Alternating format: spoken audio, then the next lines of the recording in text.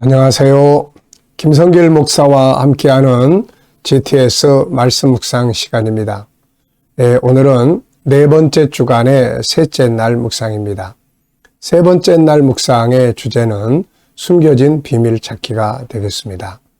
영적인 일도 육적인 일도 또 우리가 살아가면서 사는 삶의 현장도 보이는 면보다는 보이지 않는 부분들이 훨씬 더 많죠. 문제가 있으면 답도 숨겨져 있습니다. 이 숨겨진 것들을 잘 찾아야 변화와 발전을 만들어 갈 수가 있습니다. 자, 오늘 주제 숨겨진 비밀 찾기. 삶의 현장에서도 뭔가 눈에 보이는 것만, 익숙한 것만 따라가지 말고 그 안에 담겨져 있는 또 새로운 것들을 찾아볼 수 있기 바랍니다. 자, 오늘도 먼저 그림을 보고 정리를 하도록 하겠습니다. 그림을 보시면 아브라함과 롯, 그리고 이제 아브라함이 요단 온들을 이제 보여주면서 지팡이 가진 사람이 아무래도 아브라함 같고 또 그 밑에 있는 사람이 롯과 같은데 이제 보여주면서 어느 쪽을 선택할 거냐 이제 이런 내용을 이야기하는 그런 그림인 것 같습니다. 자, 저는 제목을 선택의 중요성 이렇게 적어봤어요. 세상의 모든 것은 대부분 다 선택입니다. 이 선택을 어떻게 하느냐에 따라서 결과도 있게 되는 거죠. 자, 그래서 의미를 세 가지를 적어봤는데요. 첫째, 세상에는 두 개의 길이 있다. 생명의 길과 사망의 길. 그리고 두 번째, 선택에는 결과가 따른다. 세 번째, 올바른 선택을 하기 위해서는 하나님의 지혜와 그분의 말씀이 필요하다. 인간의 생각만 가지고 선택을 하다 보면은 미래를 보지 못하기 때문에 또 잘못된 판단 때문에 잘못 선택하는 경우도 있죠. 이때 하나님의 지혜가 필요하고 하나님의 영감과 말씀이 필요하죠. 분석해 보겠습니다. 눈에 보이는 부분, 이 그림 속에서 보이는 부분들을 한번 쭉 보시고 또 보이지 않는데 뭐가 있을지 한번 생각해 보시기 바랍니다. 우선 눈에 보이는 것은 아브라함, 롯, 또 보이는 들판, 마을, 냇가와 냇가 옆에 있는 나무들, 산, 그리고 주변의 나무들, 그리고 하늘, 또 구름, 이렇게 많은 내용들이 이 안에 들어 있습니다. 보이지 않는 부분에는 뭐가 있을까요? 하나는 이렇게 하고 있는 이유. 왜 서로 이렇게 넓은 들판을 보면서 서로 선택을 해야 될지에 대한 이유가 있습니다. 그리고 두 사람의 선택이 있고 결과도 따르게 되는 거죠. 그리고 저 하늘을 보면서 저 위에 있는 하늘의 나라, 세 번째 하늘도 있고요. 이 모든 것을 통치하시는 보이지 않는 하나님의 손도 있습니다. 자, 세 번째입니다. 그림에서 가장 중요한 것은 무엇인가요? 저는 올바른 선택이라고 적었습니다. 가장 중요한 것이 선택을 잘하는 거죠. 앞으로 지금까지야 어떻게 했든 앞으로 살아가는 데 있어서 또 많은 선택을 우리는 해야 합니다. 해야 될까 말아야 될까, 가야 될까 멈춰야 될까, 버려야 될까 취해야 될까, 참 많은 선택을 하게 됩니다. 이 아브라함과 롯의 선택을 잘 참고하시면 도움이 될 수 있죠. 네 번째는 연상법입니다. 이 선택과 관계된 성경들을 좀 생각을 해봤는데요. 이 본문의 이 그림의 배경이 되는 창세기 13장, 그 다음에 창세기 3장, 마귀가 와가지고 유혹을 할 때 아담과 하와는 중요한 선택을 해야 했죠. 하나님의 말씀을 따라가느냐, 마귀의 말을 따라가느냐. 안타깝게도 어리석은 선택을 했습니다. 마귀의 말을 따라가다가 결국 본인들도 에덴에서 쫓겨나게 되고 그의 자손들까지 좋지 않은 영향을 미치게 됐던 거죠. 자, 그리고 에레미야서 21장에 보면은 거기도 하나님께서 너희 앞에 사망의 길, 생명의 길이 있다 이런 말씀을 하셨고 마태복음 7장에 예수님께서도 너희가 생명의 길과 사망의 길, 또 좁은 문과 넓은 문, 이렇게 말씀을 하셨죠. 저도 제 인생에서의 선택과 결과들에 대해서 좀 이렇게 생각을 해봤습니다. 저도 많은 선택을 해왔죠. 목회하기 전에도 그렇고 또 목회를 하고 난 뒤에도 많은 선택을 해야 했습니다. 해야 되냐 말아야 되냐, 어떻게 해야 되냐, 가야 되냐 멈춰야 되냐. 그래서 그걸 놓고 하나님 앞에 이렇게 막 기도하고 부르짖고, 그래서 여기까지 왔습니다. 앞으로도 내 인생에서는 또 선택해야 될 부분들이 많이 있죠. 이때 이제 하나님의 말씀, 이 롯과 아브라함의 선택을 좀 참고하면은, 어떻게 선택하는 것이 가장 지혜로운 선택이다 하는 것을 좀 알 수가 있게 되죠. 자, 상상력 키우기입니다. 이 그림을 가운데 두시고 앞에는 어떤 그림을 그리면 좋을까요? 또 뒤에는 어떤 그림을 그리면 좋을까요? 앞에는 이제 부유함과 분쟁의 그림. 그 다음에 그래서 이제 둘이 나눠서자 이렇게 된 거고, 다음 그림은 이제 두 사람이 서로 나누어져서 각자의 선택한 현장에서 사는 모습들을 그려볼 수 있죠. 롯은 소돔성, 아브라함은 역시 가나안 땅. 자, 미래에 어떻게 살고 싶은가요? 그렇다면 지금 무엇을 해야 할까요? 자, 미래의 삶을 잘 그려보시면서, 사람은 오늘을 살지만 미래를 향해서 가잖아요. 오늘보다 미래의 삶이 더 좋아야 합니다. 오늘보다 미래의 삶이 더 아름다워야 되는 거잖아요. 그래서 잘 준비하면서 오늘을 살아가시기 바랍니다. 자, 본문 말씀을 읽어보겠습니다. 365.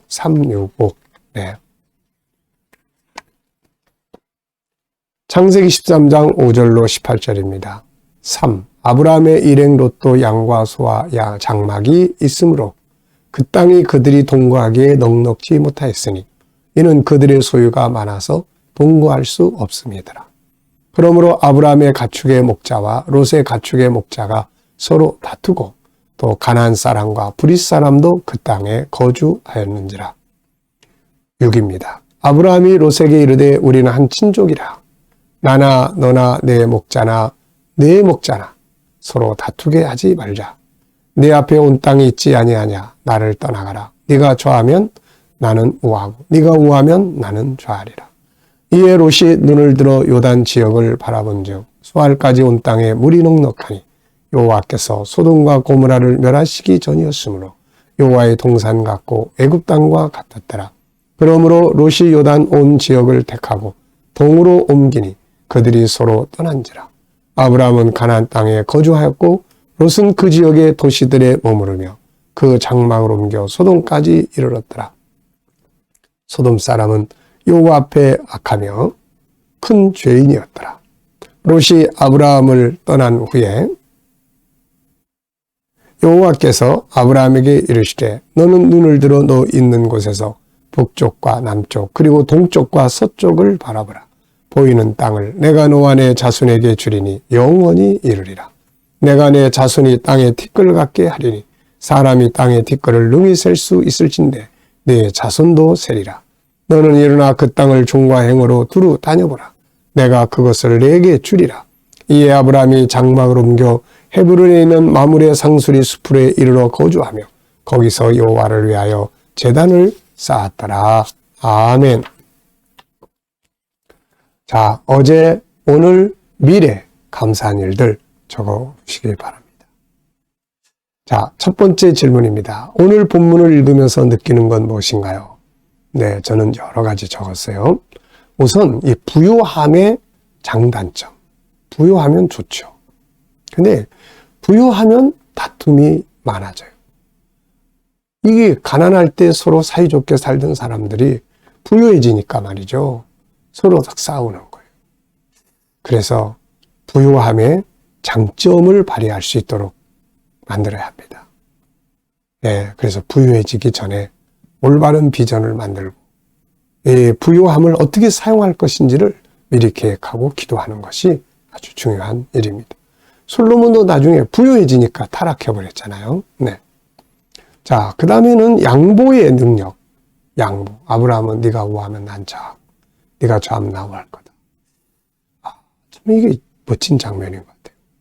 선택의 중요성, 어떻게 선택하느냐에 따라서 어떤 결과가 오죠. 자, 사람의 눈과 하나님의 눈에 대해서도 좀 생각을 해봤어요. 예, 요단 들판 그리고 소돔, 이 롯의 보기에는, 롯의 눈으로 볼 때는 너무너무 아름다운 곳이었어요. 그래서 마치 하나님의 동산 같고, 예, 애굽과 같이 풍요롭고. 근데 하나님이 보시기에는 이곳은 심판할 장소였어요. 네. 예, 우리가 행여라도 하나님이 심판하실 장소로 들어가는 일은 없어야 되겠죠. 그 다음에는 현실주의자와 비전주의. 네, 현실주의자. 롯은 현실을 선택했고, 아브라함은 비전을 보고 살았죠. 미래 비전. 그리고 예배의 사람. 네, 어디 가든지 예배. 롯은 소돔성에 들어가서 예배가 없었고, 아브라함은 가나안 땅에 머물면서 항상 하나님께 제사, 예배를 드리고 살았죠.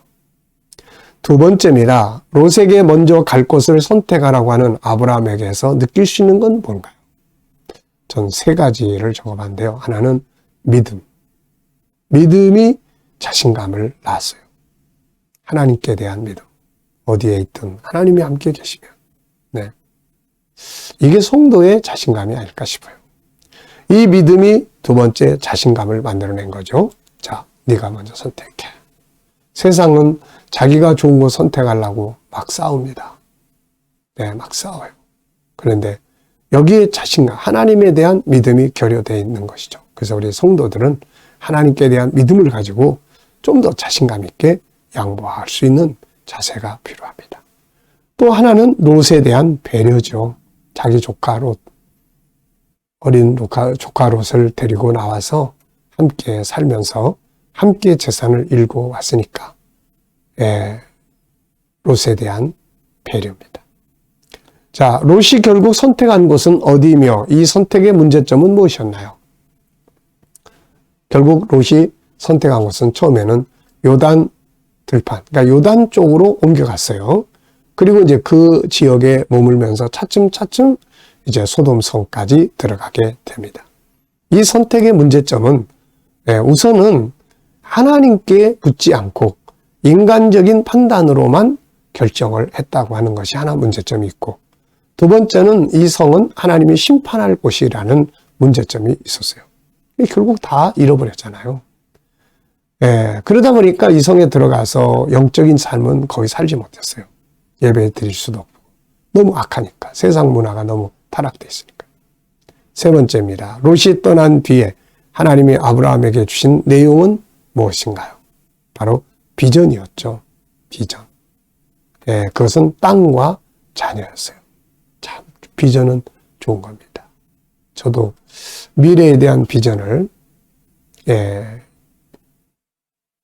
주님을 만나고 나서 선교의 비전을 가지고 여기까지 살아왔고, 또 사명 감당해왔고, 이제는 또 이제 더 미래에 대한 하나님의 나라에 이르는 그 시간까지 가야 될 삶의 미래의 비전을 항상 그리고 삽니다. 이렇게 살 거다. 이렇게 살고 싶다. 아버지 꼭 이렇게 살게 해 주세요. 비전. 비전은 아름다운 거예요. 비전. 아름다운 것입니다. 자, 본문을 볼 때 나의 삶에서 새롭게 변화하고 발전해야 할 부분은 뭐라고 생각하는가? 선택할 때 좀 더 신경 쓰고 잘 해야 되겠다. 하나님께 좀 더 묻고. 네. 자, 질문 만들기입니다. 우리가 질문 만들기를 왜 하냐면은 질문이 없으면 변화와 발전이 없어요. 자기를 돌아볼 수 없습니다. 그래서 항상 이 질문 만드는 훈련을 해요. 왜, 무엇, 어떻게, 만약, 뭐 이런 단어들을 넣으면은 질문이 만들어지죠. 자, 8절로 10절은 이런 내용입니다. 8절로 10절은 보면은 아브라함이 롯에게 이르되 우리는 한 친족이라 나나 너나 내 목자나 너의 목자나 서로 다투게 하지 말자. 네 앞에 온 땅이 있지 아니하냐 나를 떠나가라. 네가 좌하면 나는 우하고 네가 우하면 나는 좌하리라. 이에 롯이 눈을 들어 요단 지역을 바라본즉 수알까지 물이 온 땅에 물이 넉넉하니 여호와께서 소돔과 고모라를 멸하시기 전이었으므로 여호와의 동산 같고 애굽 땅과 같았더라. 질문을 만들어 보십시오. 저는 첫째 질문은 아브라함이 롯에게 제안한 것은 뭔가? 두 가지였죠. 하나는 우리 서로 분쟁하지 말자. 두 번째, 선택해서 우리 이제 나눠지자. 독립하자. 이런 내용. 자, 선택의 권리를 먼저 주죠. 두 번째는 롯이 선택한 기준은 무엇이었는가? 여기 보면은 롯이 선택한 기준은 물질적 풍요였어요. 사람이 누구나 다 좋아하는 거죠. 물질적 풍요. 근데 문제는 이제 하나님이 심판하려고 뜻을 다 정하고 있는 그 도시가 거기 있다는 거죠. 이렇게. 네. 자, IQ 기도문 세 번째입니다. 장점 찾기, 장점 사용하기, 장점을 전문화하기, 비전과 목표 만들기. 오늘 아침 시간에는 저도 나의 장점이 뭔가 이런 걸 좀 생각을 해봤고 이걸 얼만큼 어떻게 잘 사용하고 있는가 생각을 좀 해봤습니다. 그리고 어떻게 하면 사용하고 있는 이 장점들을 더 전문화할 수 있는가.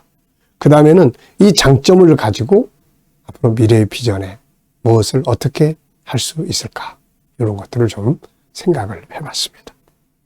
장점을 잘 찾고 또 아이들의 장점도 잘 찾아내주고 그리고 그 장점을 이제 사용하는 게 중요하죠. 그리고 장점을 전문화하기, 비전과 목표 만들기. 네. 오늘의 과제입니다. 삶의 현장에서 그냥 살지 말고 여러 가지 많은 질문들을 만들어 보시기 바랍니다. 이대로 가도 좋은가? 아니면은 또 다른 길이 필요한가? 무엇을 하면 변화를 줄 수 있나? 네. 이런 질문들을 많이 하시면은 변화와 발전을 만들어낼 수 있어요. 자, 묵상하기입니다. 자, 눈을 감아보시고, 오늘 본문 말씀을 한번 쭉 이렇게 살펴보시고, 그리고 또 오늘 해야 될 일들도 한번 쭉 생각해 보시고, 만나야 할 사람들도 한번 이렇게 생각해 보시기 바랍니다. 그리고 주님께 묻습니다. 주님, 이 사람 만나서 무슨 말 하면 좋을까요? 이 일을 할 때 어떤 자세를 하면 좋을까요? 주님은 어떻게 하시겠습니까? 그리고 기다려보면 영감이 떠오릅니다. 이 영감을 가지고 살면 좀 더 준비된 자세로 살 수 있고 잘할 수 있어요. 어제도 제가 어느 곳에 가서 사람들을 만나고 올 일이 있어서 갔는데 아침에 이렇게 영감을 얻어서 그래 이렇게 하자. 그리고 가서 그걸 가지고 이렇게 그렇게 하니까 아주 좋아요. 네, 아주 좋습니다. 영감 꼭 얻어서 주님과 함께 살아가는 복된 하루 되시기 바랍니다. 기도하고 마치겠습니다. 주님, 오늘도 또 묵상으로 시작합니다. 오늘 한 날도 묵상과 함께 승리하게 하여 주시고 우리 친척, 자녀, 동료들, 믿지 않는 자들 주께 돌아와 구원받게 하시고 오늘도 우리 자녀들과 성도들의 직장과 사업장에 은혜와 복을 내려주시고 새로운 일터를 구하는 자들에게 주님 좋은 일터들이 예비되게 하여 주시옵소서. 치료받는 주의 백성들을 위로하시고 힘주시고 소망 주시고 치유의 능력이 더욱 강하게 역사하여 주시옵소서. 오늘도 이 나라와 민족이 함께 하시고 나라의 지도자들에게 지혜를 주셔서 나라를 건강하게 이끌어갈 수 있게 하여 주시고 오늘도 주님 또 세계 곳곳에 있는 선교사님들과 저들의 사역 가운데 함께 하여 주시고 오늘도 우리의 장점들을 잘 찾아내고 활용하고 전문화할 수 있도록 은혜 베풀어 주시옵소서. 감사하며 예수님의 이름으로 기도하옵나이다. 아멘.